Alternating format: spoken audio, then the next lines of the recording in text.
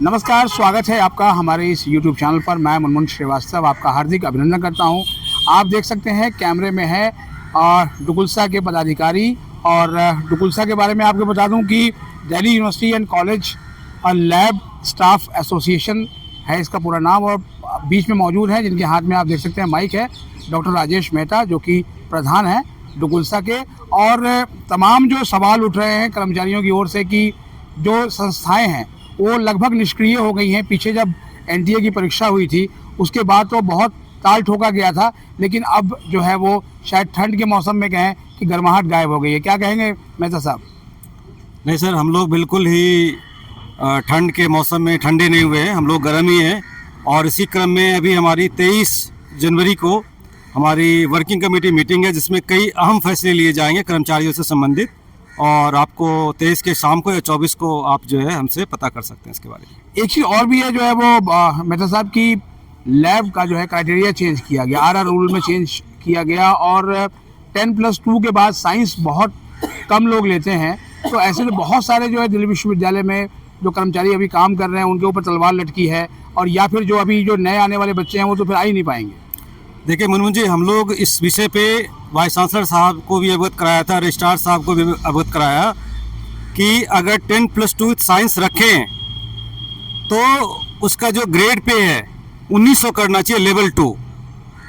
या फिर अन्यथा जो है 10th जो पहले चल रहा है 10th पास वही रहने देना चाहिए। इसके ऊपर हमारा स्पष्ट मत है। अगर 10+2 साइंस करेंगे तो लेवल 2 पे करें बाकी कैडर के तो की तरह।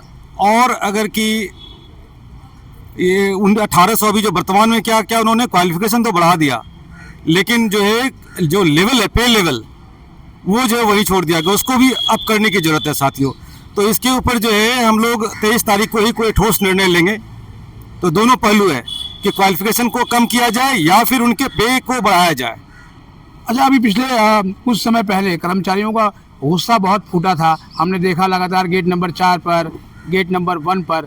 लेकिन अब क्या वो उबाल जो है वो ख़त्म हो गया है? देखिए, ये तो जो गेट नंबर 1 और 4 पर जो पहले अभी हाल के दिनों में आपने जो संघर्ष देखे होंगे वो अन्य संगठन के थे, उसके ऊपर मैं टिप्पणी करना नहीं चाहूँगा। लेकिन ये संस्था जब भी कभी आंदोलन की है, DUCULSA Delhi university lab and technical staff association 1973 से आंदोलनरत है और हमेशा कुछ न कुछ ले करके हम लोग उठे हैं सर। तो अभी जो ये आरआर रूल्स में चेंज आया, इसको लेकर आपकी जो है बात हुई? क्योंकि दिल्ली विश्वविद्यालय के vice chancellor professor Yogesh Singh और रजिस्ट्रार जो डॉक्टर विकास गुप्ता हैं, दोनों ही साइंस बैकग्राउंड के हैं। ये हमारी सौभाग्य की बात है और कि इस वक्त जो है वाइस चांसलर साहब भी साइंस के हैं और रजिस्ट्रार साहब भी साइंस के हैं।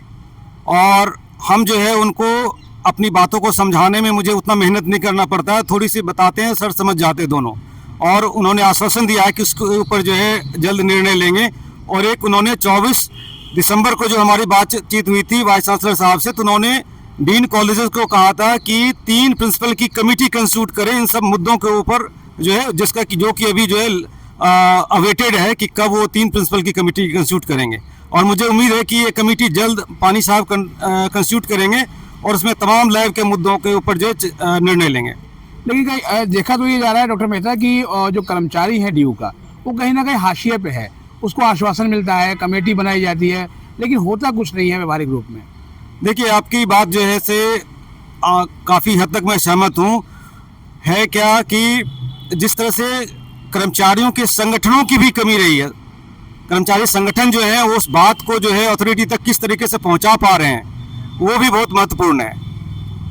अभी देखिए वर्कलोड हमारे लैब का, मैं लैब की बात करूंगा क्योंकि ये संगठन लैब का है, लैब के वर्कलोड 112% बढ़ चुके हैं।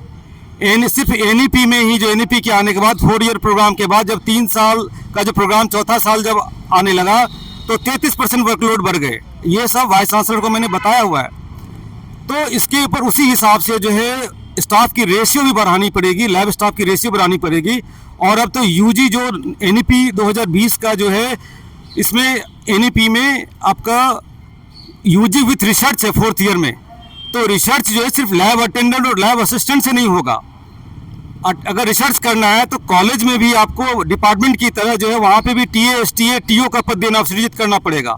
इसके ऊपर भी चर्चा हुई हमारी वाइस चांसलर साहब से, और बहुत उन्होंने सहमति भी जताई कि नहीं होना चाहिए, और एनईपी जो है कॉलेजों को भी अपग्रेड करने का मौका है। आपकी वर्किंग कमेटी भी होने वाली है, तो उसमें क्या एजेंडा आने वाला है? वर्किंग कमेटी में कई एजेंडा है जो हम लोग अभी तक जो है चार्टर डिमांड दिए हैं, उसके ऊपर अब तक क्या कार्रवाई हुई है वो हम रिपोर्ट करेंगे अपनी वर्किंग कमेटी में। आगे हमारी क्या क्या डिमांड्स हैं और उस पर हम कहाँ पहुँचे हैं, उसमें क्या एक्शन प्रोग्राम की ज़रूरत है, क्योंकि कई जगह कई चीज़ें यूजीसी में हमारी फंसी हुई हैं और कई जगह विश्वविद्यालय लेवल पे फंसी हुई हैं। तो जहाँ जो फंसी हुई होंगी वहाँ पे हम एक्शन प्रोग्राम करके पहले हम बातचीत करेंगे, बातचीत से मामला हल नहीं होगा तब एक्शन प्रोग्राम करके हम उस मामले को निपटाएंगे। और हमारे और जो कुछ संस्थान के अपने जो हमारे एसोसिएशन है उसके संविधान में भी छोटे छोटे समय के हिसाब से संशोधन की जरूरत है, उस संशोधन को भी हम ला रहे हैं। तो अगर विश्वविद्यालय स्तर पर चीज़ें ठीक नहीं हो पा रही हैं तो क्यों नहीं आप लोग यूजीसी का रुख करते हैं? क्योंकि अब तो हो सकता है कुछ समय के बाद यूजीसी ही ना रहे। जी, हम लोग इस बात के ऊपर जो है चर्चा कर रहे हैं और 23 तारीख को कुछ ठोस निर्णय आपको हम बताएंगे कि यूजीसी पे भी हम लोग की जो है कोई न कोई जो एक्शन प्रोग्राम की करनी पड़ेगी, क्योंकि कॉलेज में टीए एसटीए का जो मामला है विश्वविद्यालय प्रशासन एग्री है, उन्होंने कई चिट्ठी को फॉरवर्ड किया है यूजीसी को। हम जब मांग करते हैं तो हमारे चिट्ठियों को फॉरवर्ड किया यूजीसी पे, लेकिन यूजीसी से कोई रिप्लाई नहीं मिला। यहाँ तक कि हम विनीत जोशी साहब जो यूजीसी के चेयरमैन हैं उनसे भी हम मिले, उन्होंने सहमति जताई, लेकिन जो बातचीत है कि जो सामने कुछ धरातल पे आना चाहिए वो नहीं आया। तो आपको क्या लगता है कि अगले अगर 6 माह में जो है वो लैब के जो कर्मचारी हैं उनकी दशा और दिशा में कोई चेंज आएगा? बिल्कुल निश्चित रूप से चेंज आएगा। आरआर में भी सुधार करवाएंगे हम लोग, और यूजीसी पे भी जो लंबित मांग है उसके ऊपर भी हम ठोस निर्णय लेकर के कुछ न कुछ हम कराएंगे। और विश्वविद्यालय प्रशासन से भी बातचीत चल रही है। देखिए डेमोक्रेसी है, डेमोक्रेसी में पहले बातचीत है। हम ऐसे नहीं है क्योंकि हम एक जो है हम विश्वविद्यालय का नुकसान नहीं चाहेंगे या कॉलेज का, लेकिन जब मजबूरी होगी तो हमें जो आंदोलन में भी आना पड़ेगा। हम तो पहले बातचीत से ही मामलों को सुलझाना चाहेंगे, सुलटाना चाहेंगे, और जब बातचीत से नहीं सुलटेगा तो हम जो है गेट नंबर 1 गेट नंबर 4 पे बैठने के लिए तैयार होंगे। अच्छा, जैसे जो संस्थाएं हैं, चाहे वो डुक्कू हुई, डुकलिया हो गई, डुकुलसा हो गई, क्या ऐसा नहीं लगता है कि अभी ये सारी संस्थाएं जो है वो अलग अलग जो है वो हो गई हैं? हाँ है, देखिए संस्थाएं क्या है कि पहले जो है डुक्कू ही हुआ करती थी, कर्मचारी यूनियन हुआ करती थी सबसे पहले, लेकिन एक समय में जो है जब कर्मचारी यूनियन और कई कैडर को लगा कि हम उपेक्षित हो रहे हैं, तो अलग अलग कैडर वाइज जो है संगठन तैयार हुए। जैसे लाइब्रेरी का डुकलिया हुआ, लैब का डुकुलसा हुआ। तो इसलिए अपने अपने हक के लिए सबको लड़ने का अधिकार है और सब लोग जो है अपने रूप से संघर्ष कर रहे हैं। लेकिन हाँ, ये जरूर है कि किसी फोरम पे अगर एक राय होकर के, एकजुट होकर के अगर संघर्ष करेंगे तो ज़्यादा बेहतर होगा। 2026 जो है वो आप कर्मचारियों के लिए क्या देखते हैं?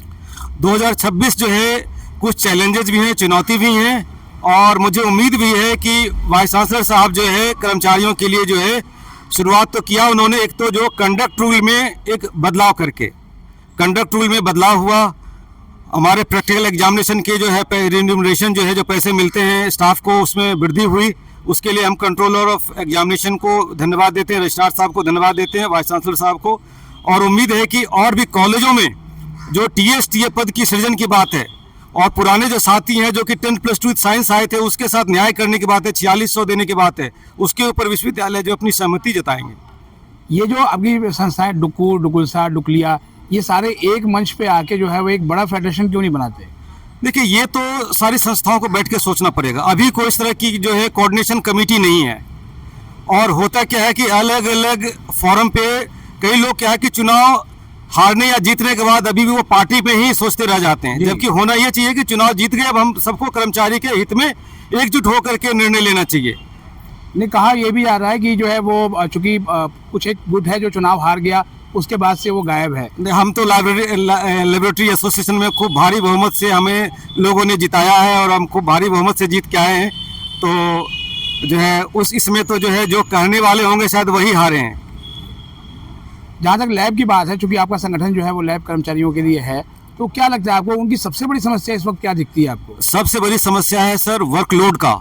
हमारा वर्कलोड 112% बढ़ गया है, तो वर्कलोड के हिसाब से हमारे लैब स्टाफ की संख्या में भी वृद्धि होनी चाहिए। दूसरा है कि कॉलेजों में जो है टीए एसटीए के पद भी सृजित किए जाने चाहिए, तो ये सब है। और जो कॉलेज में देखिए 2013 के बाद हमारे कंडक्ट रूल में अलका शर्मा जी ने जो रजिस्ट्रार महोदया थी चेंज किया था, उसके बाद कॉलेजों के गवर्निंग बॉडी को बहुत सारा पावर मिल गया है। सस्पेंशन और टर्मिनेशन जो है बहुत ही आम बात होगी, उस पर रोक लगनी चाहिए। ये सब बहुत प्रमुख मुद्दे हैं जो कि अच्छे इन्वायरमेंट में, अच्छे बिना डर के जो है, बिना डर के माहौल के जो कर्मचारी हमारे कॉलेजों में काम कर सके। एक आज का लास्ट सवाल जो है वो, जहाँ टीचिंग और नॉन टीचिंग कर्मचारियों की बात आती है, जो टीचिंग है वो हमेशा जो है वो एट पार होता है, और नॉन टीचिंग जो है वो कहीं ना कहीं जो है वो घिसता रहता है, पिसता रहता है। इसको लेकर भी कुछ है? इसमें मैं समझता हूं कि मेरी अपनी निजी राय है कि इसमें हम संगठनों की कमी है, जो हम अपनी बातों को तरीके से नहीं रख पाते हैं। अपनी बातों को डॉक्यूमेंट्री एविडेंस के साथ अच्छे से हम निगोशिएट करेंगे अथॉरिटी से, तो जैसे शिक्षक लोग करते हैं। एक तो शिक्षक जो है अलग अलग ग्रुप से चुनाव लड़ते हैं, लेकिन एक साथ मिलकर एग्जीक्यूटिव बनाते हैं। आप देखेंगे कि उनमें सेक्रेटरी जो है कोई और गुट के हैं, और नेगी साहब जो प्रेसिडेंट हैं वो किसी और गुट के हैं। लेकिन हमारे कर्मचारियों में एक आम सहमति चीज़ों के ऊपर जो है नहीं बन पाती है। वो जो है जो चुनाव हार जाते हैं, बिल्कुल दूर हो जाते हैं संस्थाओं से, वो हमेशा कमियों को एक तरफ ही निकालते हैं। होना ये चाहिए कि उनके जैसा ही हम लोग इकट्ठे होकर के आम मुद्दों के ऊपर जो आम राय बना करके विश्वविद्यालय से हम लोग मांग रखें। तो आपने सुना दुगुलसा के प्रधान डॉक्टर राजेश मेहता को, और साथ में उनकी पूरी जो है टीम को। और आज इस इंटरव्यू में उन्होंने ये साफ कर दिया कि 2026 का जो साल है उसमें बहुत कुछ जो है वो उनको होने की उम्मीद है, और उन्होंने तमाम सवालों के बड़े बेबाकी से जवाब दिए। अब देखना यह है कि 2026 में जो वर्किंग कमेटी पहली होने जा रही है 23 तारीख को, उसमें किस तरह से जो है वो चीज़ें सामने निकल के आती हैं। कुछ सवालों के साथ हम इनके पास फिर हाजिर होंगे। अभी के लिए फ़िलहाल इतना ही। हमारे चैनल पर नए हैं, चैनल को सब्सक्राइब कर लें और इसे अपने दोस्तों के बीच शेयर करें। मिलते हैं एक और एपिसोड के साथ, तब तक के लिए नमस्कार।